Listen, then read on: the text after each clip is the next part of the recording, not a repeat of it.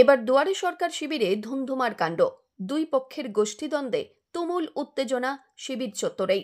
উপপ্রধানের দেহরক্ষীর কাছ থেকে বেরিয়ে এলো পিস্তল। হ্যাঁ, এমনই মারাত্মক অভিযোগ উঠে এসেছে হুগলির তারকেশ্বরের নাইটা মালপাহাড়পুর গ্রাম পঞ্চায়েতের ক্ষুদ্ররামপুর হাই স্কুলের দুয়ারে সরকার শিবির থেকে। স্থানীয় সূত্রে জানা যায়, নাইটা মালপাহাড়পুর গ্রাম পঞ্চায়েতের ক্ষুদ্ররামপুর হাই স্কুলে শুরু হয়েছে দুয়ারে সরকার শিবির। আর সেখানে নির্বিঘ্নে ক্যাম্প পরিচালিত হলেও বৃহস্পতিবার সকালে ক্যাম্প শুরু হতেই তৃণমূলের দুই গোষ্ঠীর মধ্যে বিবাদ শুরু হয়। মূলত সাধারণ মানুষকে এই শিবির থেকে তৃণমূলের কোন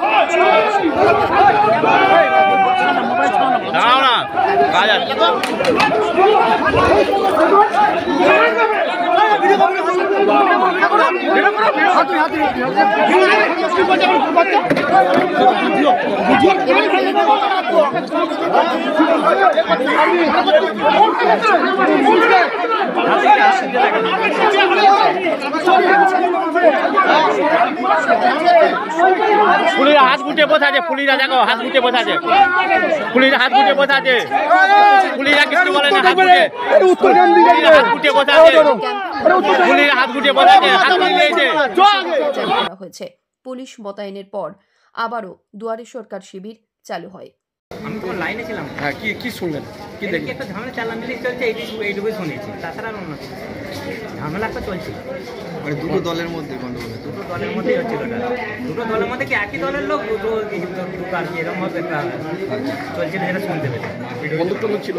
বুঝছিল তো কি মারপিট হচ্ছিল করতে লেগেছে, মারপিট লেগে গেছে এরকম। তখন তো লাইনে পড়ে না, ওই জন্য পুলিশ এসেছে। বন্দুক টন্দুক ছিল শুনেছিলাম। হয়ে গেল বোধহয় 40-50 মিনিট হয়ে গেল। ছিল আজকেও ছিল। কি দেখলেন? দুপক্ষই এসেছি, ওরা ও পাশে টেবিল পেরেছে, এ পাশে টেবিল ফেবিল সব ফেলে দিল, ফেলে দিয়ে তোকড়মোকড় হয়। তোকড়মোকড় হতে হতে গার্ডটা পিস্তল বার করে ফেললো, গালাগালি খিস্তি।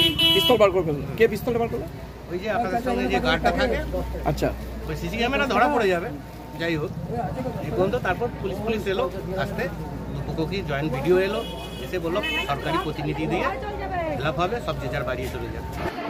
ঘটনা হচ্ছে, এখানে আমি ওই পঞ্চায়েতের উপপ্রধান, আমার প্রধান সদস্য সবাই ওখানে বসেছিল। হঠাৎ করে কিছু বিজেপির ছেলেগুলো আসে, তারা এসে ওখানে বসতে দেবে না আমাদের, মানে একটা বিশৃঙ্খলা করার